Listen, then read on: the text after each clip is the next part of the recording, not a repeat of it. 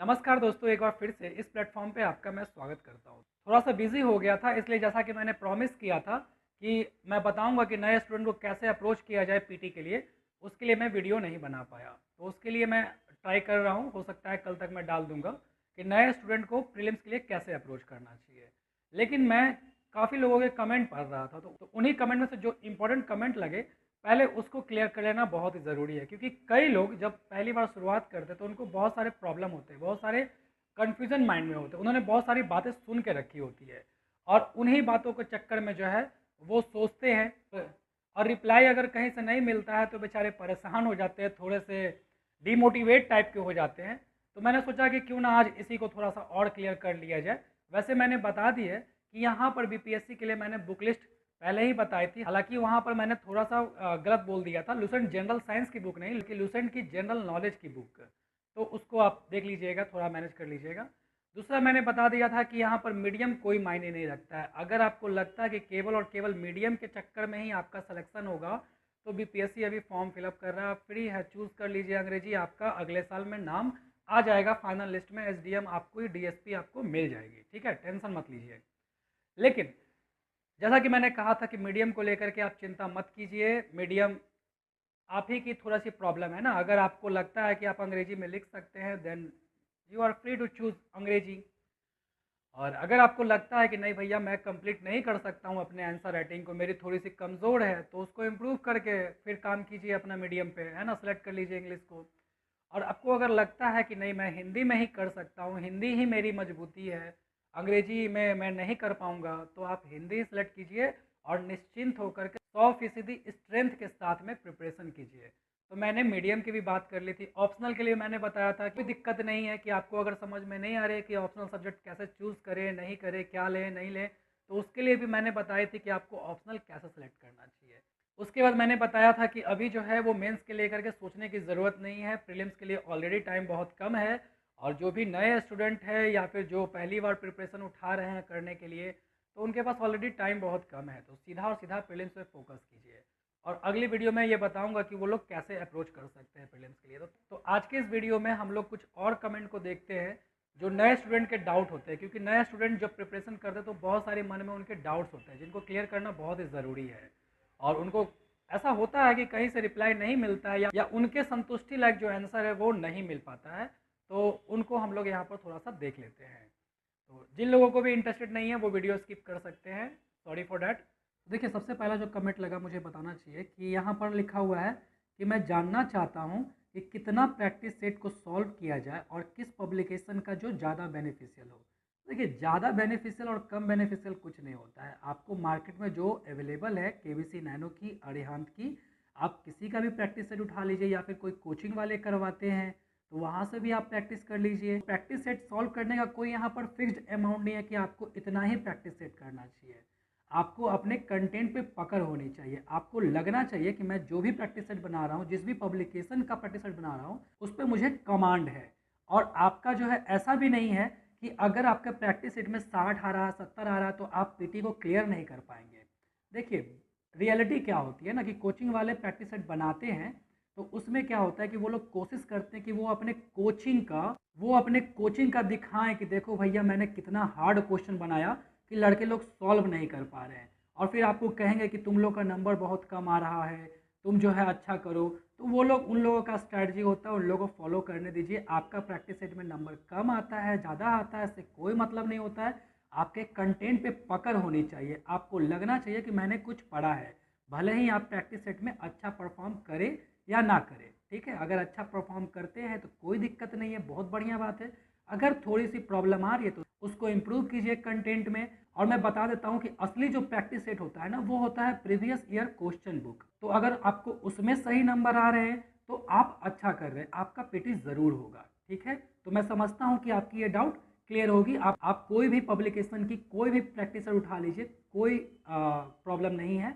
बस अपने कंटेंट पे फोकस कीजिए, अपनी पढ़ाई पे फोकस कीजिए, ठीक है। दूसरा जो कमेंट मुझे लगा, वो बोल रही है कि 68 बीपीएससी में सी सेट होने वाला है क्या, और सिलेबस भाई चेंज होने वाला है क्या, प्लीज़ क्लियर कीजिए सर। तो देखिए, मैं बीपीएससी का कोई बंदा नहीं हूँ, मेरा बीपीएससी में सिलेक्शन हुआ है, मैं आप ही की तरह कल को एक कैंडिडेट था। तो मुझे नहीं पता है कि बीपीएससी सिलेबस चेंज करने वाली है कि नहीं, और आपको भी ऐसा सोचना नहीं चाहिए। जब चेंज होगा तो उसके लिए आपको प्रॉपर टाइम दिया जाएगा। तो अभी से 68 के लिए चिंता करने की ज़रूरत नहीं है। अगर आप एलिजिबल हैं 67 में, उसकी प्रिपरेशन कीजिए। अगर आप एलिजिबल नहीं हैं तो 68 की 67 के प्रीलिम्स के जो पैटर्न है, मेंस के जो पैटर्न है, उसी पे फोकस करके आप तैयारी कीजिए। जब सीसेट होगा तो होगा, देखा जाएगा। बहुत सारे हम लोग जैसे यूट्यूब चैनल वाले आपको गाइड कर दिया करेंगे, ठीक है। तो चिंता करने की ज़रूरत नहीं, 68 में सीसेट होगा या नहीं होगा। देखिए ये क्या पूछ रहे हैं कि सर ऑप्शनल पेपर मैथ और ज्योग्राफी में कौन सा सेलेक्ट करना सही होगा। तो देखिए ज्योग्राफी से टॉप किए हैं 65th बीपीएससी में, ठीक है, और मैथ से टॉप किए थे 64th बीपीएससी में।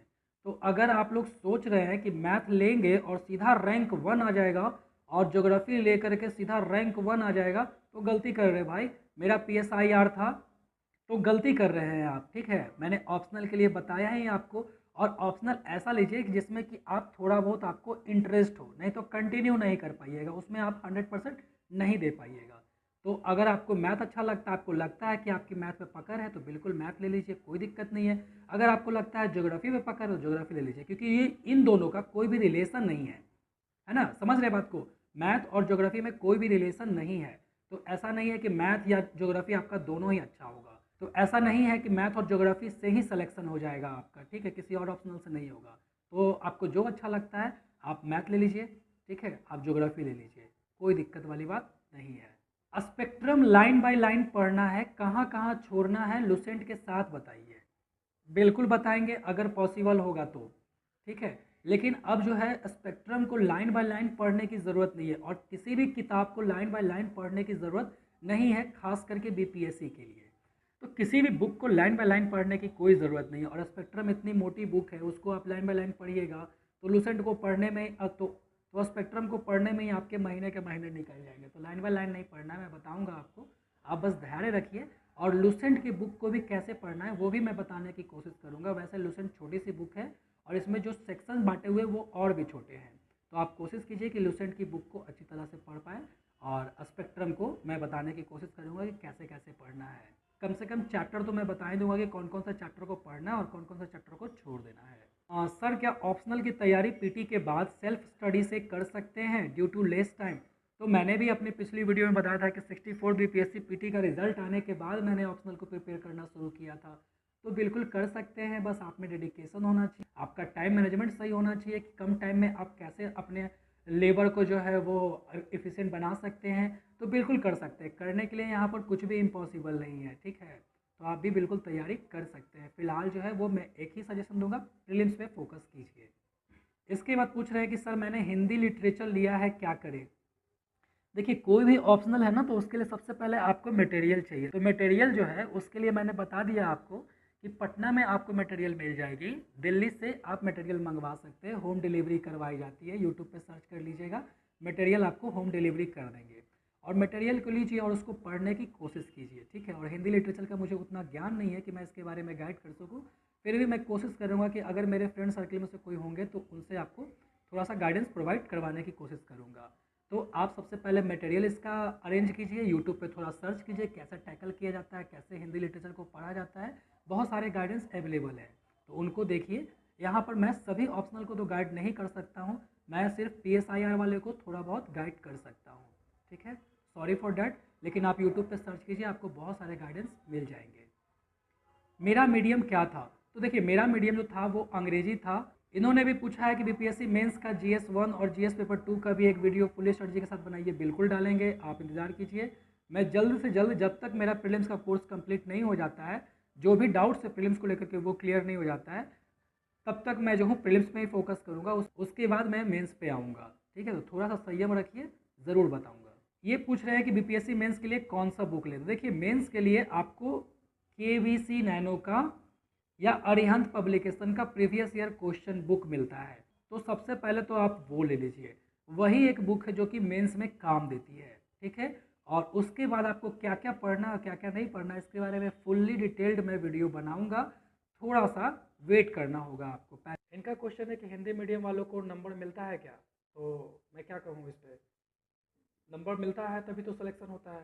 तो मीडियम पे मैंने काफ़ी सारे डाउट क्लियर किए हुए हैं, आप चाहे तो डिस्क्रिप्शन में लिंक दे दूंगा मैं उस वीडियो का, आप देख सकती है उसका। ठीक, तो यही कुछ डाउट थे जिसको मुझे क्लियर करना था। तो मैं जल्दी ही कोशिश करूंगा कि प्रीलिम्स के fully strategy, time table management, ये सारी चीज़ों के बारे में जल्द से जल्द मैं वीडियो लेकर के आऊँ। धन्यवाद। ये